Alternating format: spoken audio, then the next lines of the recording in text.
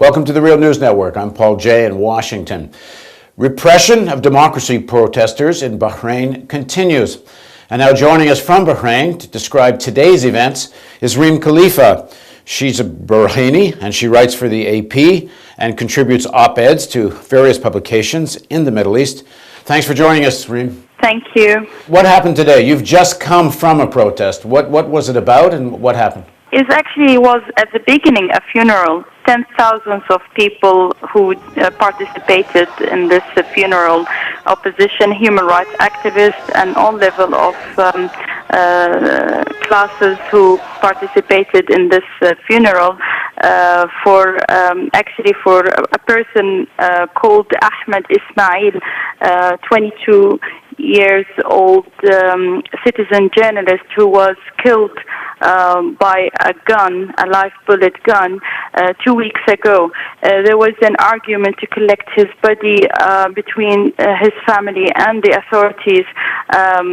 It's just because the authorities refused to say that the cause of death was a live bullet. The family decided to collect it today after filing a case against the authorities for that. The person was one of the volunteer organizers who used to participate in Formula One events every year. Ismail was very, very much popular in the social media among his friends and colleagues, and also among his colleagues in Formula One.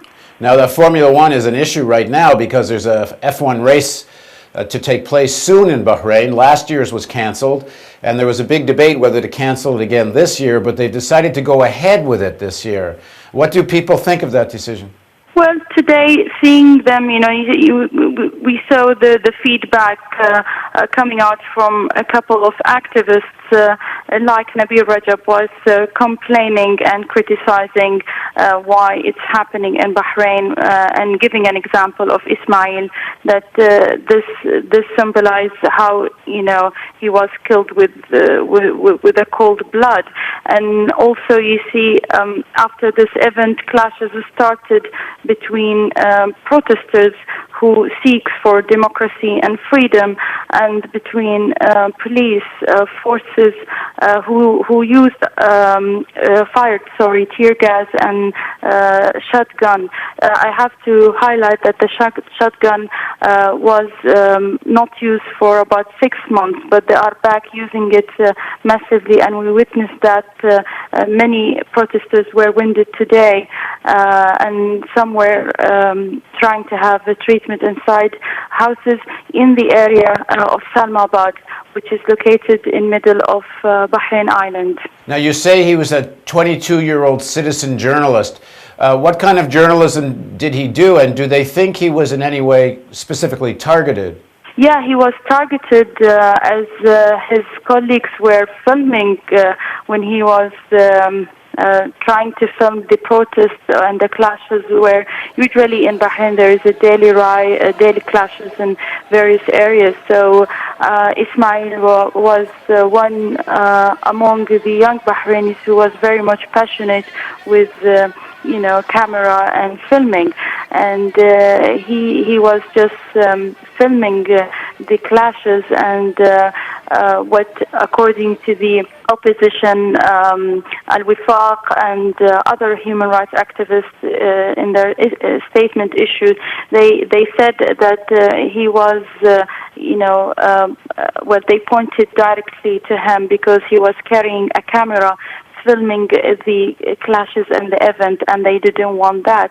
And also, one more thing, there was a couple of press releases in solidarity issued with Ismail, like CPJ and RSF.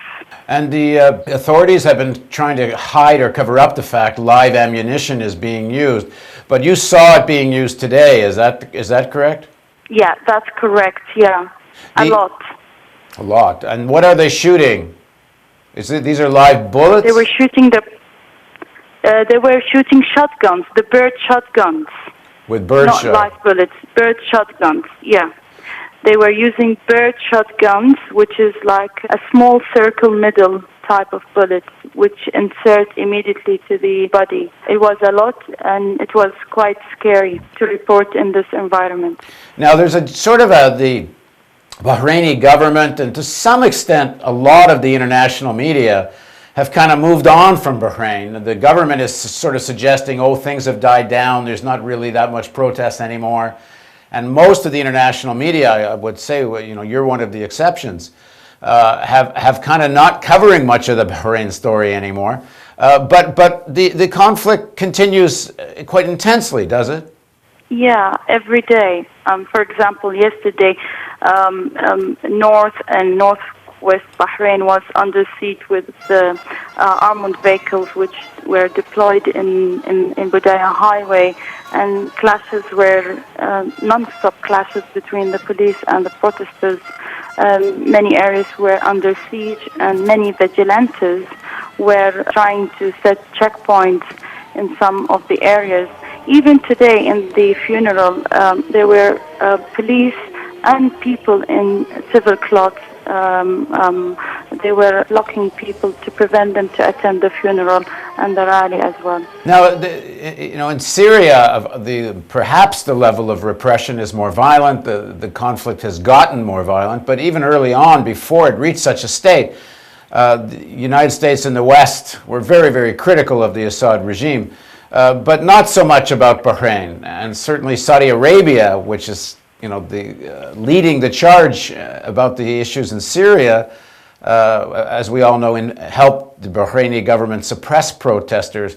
What reaction is there to, I guess, what most people would call a double standard? What do the Bahrainis think of all this? Well, today, for example, people of Bahrain, or in the demo, they feel very much that there is a kind of double standard when it comes to the U.S. policy, when it comes to Bahrain issue. And they were like, not just today, but in the past few days, they started to chant anti-U.S. slogans beside the anti-government slogans. That's a new thing. And a couple of weeks ago, some of them were trying to have an American intervention to release the hunger strike human rights activist Abdul Hadi al-Khawaja. Main demand is to call for the release of the political prisoners, which they are in detention still. They are like between 600 to 800, according to the opposition and human rights activists. The fact-finding committee, which they issued a very important report last November, they suggested 30 recommendations. According to the NGOs and opposition, that the government of Bahrain didn't really implement these recommendations. So still there is a struggle and battle going on in the street. And also Bahrain, according to the opposition, violated the international covenant when it comes to the political rights and civil rights, which Bahrain ratified in 2006. So all these things, they consider Bahrain violated human rights and violated the rights to access for the people to express themselves. And what happened a year ago, it was Bahrainis were punished for basically expressing their views and their rights for freedom and democracy. And that's why you see until now there is a trials going on for doctors, for journalists, for teachers, especially doctors and journalists, who they basically witness many crimes happened by the regime. So basically they can't really, they were doing their job, but in the same time they were punished and arrested and detained and tortured in different ways. The White House press secretary a few days ago issued a statement on Bahrain. What did people think of that statement? It differs from group to another, because there are the opposition didn't really comment much on the statement. We didn't see any feedback. But in the social media, you will find two different kind of people with, people against, and people in between. what they call themselves the group, the 14th Feb movement or coalition, who they always announce things in the social media and then they set up their demos and protest against security forces around the island. They issued today a statement saying that, the White House and the U.S. policy is all moving towards pleasing the government of Bahrain, and also by standing aside, one side, to protect their own interests, while they didn't really issue one single statement about the killing that's happening every day, including Ahmed Ismail, who was killed by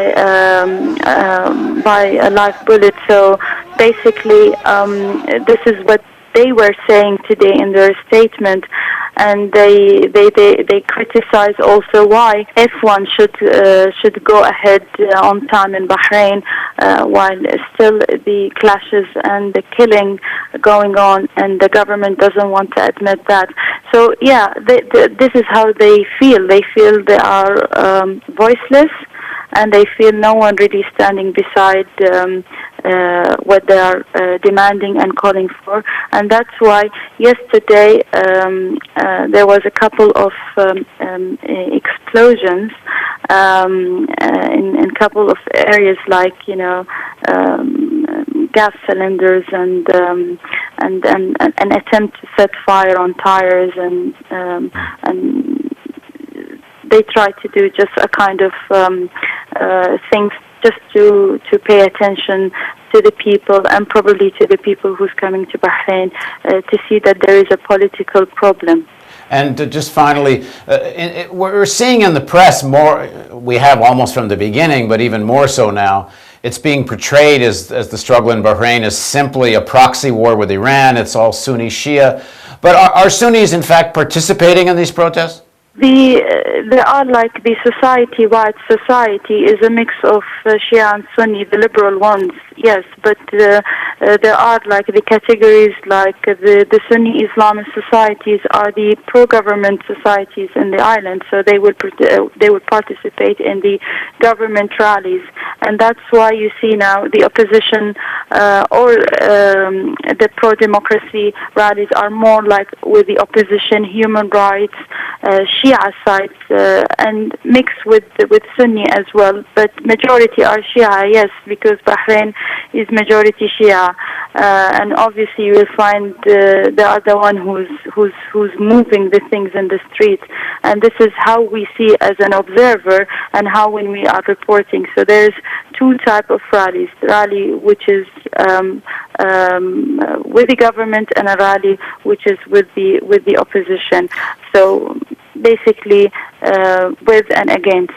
But part of the rationale here, I think, both with American media and American politicians, is that because they're trying to portray this as Sunni Shia, but really Iran versus Gulf Cooperation Council countries, and they're kind of, in that way, delegitimizing the protests, that they're not really democracy protests, it's not really a Bahraini phenomena, it's somehow an extension of Iran.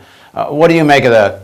Well, according to Basuni report, which was issued on November 2011, he made a very clear statement in the report saying that there was no any Iranian involvement or conspiracy when it comes to the movement that happened in Bahrain a year ago. So this is a very important and a clear statement that came out from a fact-finding committee, was recognized internationally. What actually in Bahrain, going through the things and reporting things years, this is actually a very old demand for Bahrainis. It goes back to the 50s and it just developed by time, and probably because with the Arab Spring that happened last year, and now we are witnessing awakening, a sort of movement spreading around the Arab world. So probably it might happen more development, the way how they address their demands, and what if if you ask or talk to the opposition or to the activists, they will keep saying that Bahrain doesn't differ from another country or different country from in the Arab world. It's just all Arab world are the same, but it could differ in the size or the number of the population. I guess it also differs from an American point of view that there's the Fifth Fleet there, and there's a major U.S. naval base, and that makes it differ for them. At any rate, thanks very much for joining us, Reem. Thank you. Thank you. And thank you for joining us on the Real News Network.